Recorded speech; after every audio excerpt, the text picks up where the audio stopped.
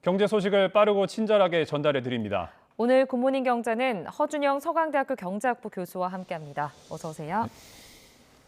교수님, 저희가 계속 요새 중국 이야기를 많이 하고 있는데 오늘도 중국 이야기로 먼저 시작을 해보겠습니다. 한국은행이 보고서를 통해서 국내 경제가 더 이상 중국 특수를 누리기 어렵다라고 평가를 했는데 이런 평가가 나온 배경이 어떤 게 있을까요? 아무래도 중국 두 가지를 생각할 수 있을 것 같은데요. 첫 번째로는 중국이 내수 중심의 경제로 이제 돌고 있다. 그러니까 예전에는 중국이 우리나라 같은 나라로부터 중간재를 수입해다가 그 중간재를 이제 가공해서 파는 이런 역할을 해왔는데요. 최근 들어서는 우리나라 같은 데서 중간재를 수입하기보다는 기술을 좀 올리고 이런 것들을 다른 나라에서 사다 쓰지 말고 우리나라에서 내부적으로 해결하자라는 움직임이 있거든요. 뭐 저희가 알고 있듯이 중국 제조 2025 같은 프로젝트인 거죠. 그래서 그런 부분이 하나가 있고요. 그러다 보면 우리나라가 중국에 수출해야 될 물건들의 어떤 기술력이 좀 더 높은 기술력이 필요한 물건을 수출을 해야 되는데요. 거기에 있어서는 경쟁이 굉장히 심해지고 있는 거죠. 우리나라가 뭐 대만이랑도 경쟁을 해야 되고 혹은 중국 내 자국 기업이랑도 경쟁을 해야 되고 이런 경쟁도가 점점 올라가는 거죠. 그래서 제가 조금 재밌게 생각하는 말이 얼마 전에 이제 몇 달 전에 금통위 끝나고 이제 기자 간담회 때 이창용 총재, 한국은행 이창용 총재가 했던 얘기가 기억이 나는데요. 어떤 얘기냐면 우리가 사실은 운이 좋게 중국이 굉장히 빠르게 발전할 때 우리가 옆에 있었기 때문에 그것의 특수를 누린 것이라고 보는 것이 어떻게 보면 맞을 수도 있다. 그러니까 중국의 특수가 간 게 아니고 예전이 사실은 우리가 굉장히 운이 좋았던 걸 수 있다. 이제는 그것들이 사라지는 시점에 점점 가는 것이 아니냐라는 얘기들이 이번에 한국은행 보고서의 골자인 것 같습니다. 지금 말씀해 주신 것의 연장선으로 당장 중국 경제에 좀 전망이 밝아 보이지 않는다는 점이 문제로 지적이 되고 있는데 오늘이죠. 11월 차신 서비스업 구매 관리자 지수, 그러니까 PMI 발표가 예정되어 있습니다. 이 지표가 의미하는 바와 왜 중요한지 좀 짚어주시죠. 그러니까 이거는 기업의 생산, 재고, 고용, 뭐 이런 주문 이런 거 하시는 임원급 이상 관리자들에게 설문을 해서 작성하는 지수입니다. 예. 그래서 이제 중국 같은 경우는 차이신 PMI 지수라는 것이 구매 관리 지수라는 것이 나오는데 이것이 제조업과 서비스 두 가지로 나눠서 나옵니다. 그런데 이 차이신 지수가 왜 중요하냐? 사실 중국은 국영기업 부분이 크기는 합니다. 그런데 차이신 지수는 국영기업 다른 지수와는 다르게 국영기업 지수뿐만이 아니고 중소기업이나 민간기업 지수까지 이거 다 들어가 있는, 그러니까 민간기업 설문까지 다 들어가 있는 지수거든요. 좀 더 넓게 볼 수 있는 지수고요. 이 지수 같은 경우에 최근에 지금 앵커께서도 말씀하셨지만 중국 경제가 코로나 이거 리오프닝 하고 나면 굉장히 빠르게 반등할 줄 알았는데 생각보다 반등이 더디다라는 얘기가 나오고 있는데요. 그런 측면에서 굉장히 최근에 중국의 GDP가 3분기 GDP 같은 경우도 그렇게 인상적이지 않았거든요. 그래서 이 지수가 어떻게 나올까를 보고 있는데 얼마 전에 나온 제조업 차이신 PMI 지수는 시장의 기대보다는 높게 나왔습니다. 그런데 중국이 최근 들어서 서비스업 중심으로 반등을 하고 있거든요. 소비가 서비스업 중심의 반등을 하고 있어서 이 서비스업이 어떻게 풀리냐가 중국의 소비가 어떻게 풀리냐와 관련이 있고 그것이 올해 중국이 어떤 식의 경제 경로를 겪을 것인가와 관련이 있을 것 같습니다. 그럼 교수님 오늘 발표될 PMI 발표 좀 어떻게 나올 걸로 예상하세요? 그러니까 중국이 3분기의 GDP를 보면 어쨌든 간에 GDP 숫자 자체는 그렇게 성장률이 뭐 높지 4.9% 정도 성장을 했는데 그 중에서도 성장을 견인한 요소가 주로 소비였었습니다. 그래서 소비 쪽과 관련된 서비스 PMI는 괜찮게 나오지 않을까라고 생각을 하고 있고요. 사실은 중국을 조금 더 긴 흐름에서 보면 중국은 굉장히 독특한 경제를 가지고 있습니다. 보통 선진국이나 대부분의 나라에서 국민의 저희 GDP 중에 소비가 차지하는 비중이 굉장히 높거든요. 예를 들어서 미국은 70%, 우리나라 같은 경우는 50% 정도 차지하는데 중국은 소비가 차지하는 비중이 한 40% 정도고요. 어디가 많이 차지하고 있느냐? 투자가 많이 차지하고 있습니다. 투자의 비중이 선진국이 한 20 몇 % 정도 되는데 중국이 40%가 넘거든요. 그래서 투자가 굉장히 중요한 나라인데 제가 아까 말씀드린 대로 중국이 중장기적으로는 어쨌든 간에 굉장히 인구 대국이고 내수화를 하고 그럼 결국은 중요한 게 뭐냐? 그럼 소비가 제대로 일어나야 되는 게 중요하지 않습니까? 그래서 소비 중심 경제로의 서서히 전환을 지금 전환하고 있는 과정이라고 생각하거든요. 그런 측면에서 소비 이것과 관련된 PMI 중에서도 서비스업 차이신 지수 중요할 것 같습니다. 중국 물가 얘기도 좀 해보겠습니다. 다른 나라는 대부분 다 고물가에 좀 신음을 하고 있는데 유독 중국만 물가 하락이 이어지고 있는 모습인데요. 이번 주에는 지난달 소비자 물가와 생산자 물가 지수 발표도 있었는데 어떻게 보세요, 교수님? 중국에서 물가 하락이 나타나는 이유가 뭐라고 보십니까? 그러니까 가장 큰 거는 저희가 물가를 단기적으로 봤을 때는 결국은 얼마나 사람들이 물건, 재화와 용역을 구매하려고 하느냐. 그 구매를 더 많이 하려고 하면 물가가 올라가는 거죠. 그러면 그런 측면에서 봤을 때 수요 측면, 재화와 용역을 구매하려는 수요 측면이 약한 게 가장 큰 이유인 것 같고요. 왜 약하냐? 중국 경제에서 가장 중요한 부분 중에 하나인 부동산 부분이 올해 들어서 계속해서 부진을 면하지 못하고 있습니다. 중국 정부도 여기에 대해서 뭐 규제도 풀고 대출 금리도 좀 낮춰주고 여러 가지 대응책을 마련하고는 있습니다만 아직까지도 부동산 경기가 완벽하게 돌아온 것은 아닌 것으로 보입니다. 그러면 결국은 부동산 경기가 그렇게 좋지 않다 보니까 사람들이 소비를 그렇게 많이 늘릴 수 없는 것이 하나 있고요. 그런 측면과 함께 그래서 물건에 대한 가격들이 그렇게 빠르게 오르지 않는 부분도 있고 여기다가 조금 더 첨언을 하면 중국 정부가 어쨌든 간에 경기 부양을 위해서 하는 정책 중에 하나가 전력 가격 같은 걸 통제하는 정책 했거든요. 이 부분도 큰 것 같고요. 그리고 중국이 코로나 이후에 한동안 소비가 안 되면서 재고가 많이 쌓였었습니다. 그래서 재고들이 최근 들어서 저희가 이제 재고떨이라고 하죠. 재고가 최근에 많이 풀린 것들이 소진이 되고 있었거든요. 그런 부분들이 또 가격 상승을 막은 부분이 있습니다.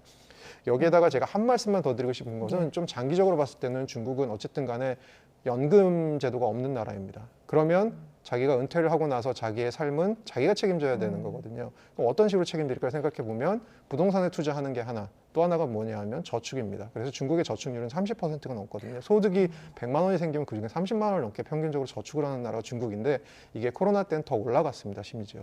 그래서 이런 부분도 아마 소비를 제약하는 게 있을 거거든요. 그래서 좀 더 장기적으로 봤을 때는 중국 경제가 결국은 성장하기 위해서는 이런 사회 제도적인 보완들도 분명히 필요하다고 생각합니다.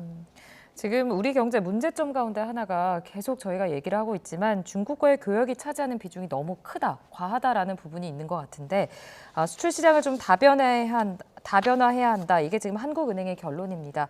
이걸 위해 좀 어떤 정책이 필요한지 교수님은 어떻게 보고 계세요? 지역적인 정책과 조금 다른 그 산업적인 정책을 제가 두 가지를 뭐 생각을 해봤는데요. 하나는 최근에 한 10년간을 보면 미국이랑 멕시코, 북미 지역 수출은 상승 중인데 중남미나 중동 지역으로의 수출은 약간 하락하고 있습니다. 이 부분이 있고요. 10년 전과 비교해서 주요 수출 국가에서 유럽이 없어졌습니다. 그래서 심지어 영국하고 독일 같은 나라에서 우리나라 물건을 사가는 거는 자기들의 GDP의 1%도 안 됩니다. 이게 사라졌거든요. 이런 부분들에 대한 신경을 쓸 것. 그리고 일본에 대한 수출도 지속적으로 하락하고 있거든요. 일본을 최종세 중심의 수출 같은 걸 좀 늘리는 방식이 있을 것 같고요. 그것이 하나고 또 하나는 이제 산업적인 측면에서 보면 결국은 수출 경쟁력 향상은 뭐를 이용해서 우리가 꾀할 수 있냐 하면 R&D 같은 그래서 저희가 기술 개발 같은 것을 함으로써 이루어지잖아요. 그래서 저희가 R&D 투자 같은 것들을 늘려야 될 부분도 있을 것 같고 최근 들어서 이슈가 되고 있는 한 두 가지 이슈들 하나는 공급망 안정화. 저희가 이제 코로나 때 겪었지 않습니까? 공급망 안정화를 하는 것도 중요하고 그리고 마지막으로 제가 말씀드리고 싶은 것은 중장기적으로 봤을 때는 유럽이나 미국이나 이 선진국을 중심으로 환경 규제가 점점 탈탄소 이런 것들이 강화되고 있잖아요. 이런 것들에 대해서도 우리가 서서히 대응하는 것이 결국 이런 것들이 다 모두 수출과 관련되어 있는 부분이기 때문에 이런 부분에 대한 선제적인 대응도 필요할 것으로 봅니다. 알겠습니다. 교수님, 다음 주제로 좀 넘어가 볼게요. 이제 최근 들어서 금융 건전성이 휘청거린다 이런 평가가 좀 자주 나오고 있는 것 같습니다.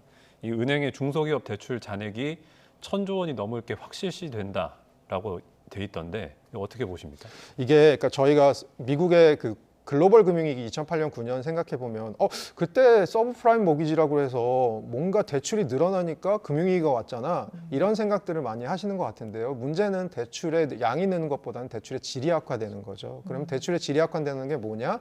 대출자들이 빚을 못 갚다 보니까 그것에 물려있는 금융기관들이 위기에 빠지고 이러다 보면 금융 시스템이 마비되는 이렇게 해서 금융위기가 오는 것이 있는데요. 지금 보면 대출의 양이 느는 것과 함께 지금 말씀하신 대로 예금은행의 9월 중소기업 대출 연체율을 보면 0.49%인데 이게 1년 전에 0.27%의 거의 2배입니다. 그러니까 제가 말씀드린 대로 앵커님의 말씀처럼 양도 늘고 있지만 어쨌든 간에 연체율도 늘고 있다. 질도 좀 안 좋아지고 있다. 그럼 왜 그런 거 같냐라고 생각해 보면 두 가지인 거죠. 코로나 이후에 계속해서 우리나라 경기가 그렇게 좋은 적이 없었기 때문에가 하나. 두 번째는 거기다가 2022년부터 본격적으로 금리 인상이 된 것. 그럼 결국은 대출이라는 것에 부담하는 이자가 올라갈 수밖에 없는 거거든요. 그래서 경기는 안 좋아서 업황은 안 좋은데 부담해야 될 이자 비용은 늘어나는 거 하나. 이런 것들이 결국 이제 연체율의 증가. 거기다가 빚으로 또 다시 빚을 내서 돌려막는 이런 일이 벌어지는 것이 대출의 증가 이런 것으로 벌어지는 거거든요. 그래서 전반적으로 조금 모니터링의 필요는 있을 것으로 보입니다. 이렇게 지금 고금리에 안 그래도 경기 부진에 지금 파산하는 법인도 계속 늘어나고 있고 결국에는 이게 국내 경제에 큰 영향을 미칠 것 같은데 어떻습니까? 그러니까 국내 경제에 큰 영향이라는 것을 말씀하실 때 저는 항상 두 가지로 생각하는데요. 저희가 만성 질환도 문제고 급성 질환도 문제지 않습니까? 급성 질환이라는 건 제가 아까 말씀드린 대로 금융권이 패닉에 빠져갖고 금융권이 망가지는 경우 이런 거는 경제 위기가 올 가능성이 있는데 저는 급성 질환의 가능성은 크지 않은 거는 어쨌든 간에 최근에 대출의 질이 나빠지고는 있습니다만 이것은 아주 일부 업권에서 일부 부분에서 벌어지고 있는 일이라고 보고 있거든요. 그래서 그거가 하나고요. 그러면 만성 질환의 문제가 생길 수가 있는 거죠. 중소기업들이 생산성이 지금 안 올라오고 있는 상태에서 계속해서 빚으로 지금 돌려막고 있는 상황. 이것들에 대해서 향후에 어떤 식으로 우리가 풀어나가야 될 것인가. 금리가 조금이라도 변하면 다시 연체율이 올라가거나 내려가거나 이럴 수 있는 조금 더 경제가 뭔가 금리 리스크에도 더 위험해지는 상황 이런 것들을 우리가 어떻게 할 것이냐 이런 만성 질환에 대한 관리들을 어떻게 할 것이냐 이런 것들에 대한 문제는 조금 더 남아 있을 것 같습니다. 교수님 그러면 이 대형 저축은행들의 부동산 PF 연체율이 대폭 상승하고 있는 부분 이거는 만성 질환에 해당한다고 보십니까? 아니면 급성 질환이라고 보십니까? 요거는 만성 질환에서 급성 질환으로 갈 수 있는 가능성이 조금 높은 것으로 저는 보고 있고요. 제가 말씀드린 비율을 또 사용해 주셔서 감사한데 그래서 제 생각에는 지금 우리 경제가 가진 뇌관 중에 가장 급성 질환에 가까운 뇌관이 뭐냐라고 생각하면 결국 부동산 PF라고 생각하고요. 부동산 PF는 보통 이제 은행권보다는 제2금융권의 일부 업권에서 지금 들어가 있는 게 굉장히 많은데요. 부동산 PF가 어쨌든 간에 최근 들어서 좀 부실화가 높아지고 있고 연체율도 굉장히 빨리 늘어나고 있고 이런 상황입니다. 그래서 이 부분이 사실 어떻게 풀릴까가 중요할 것 같은데 이것은 부동산 경기랑도 관련이 있지 않습니까?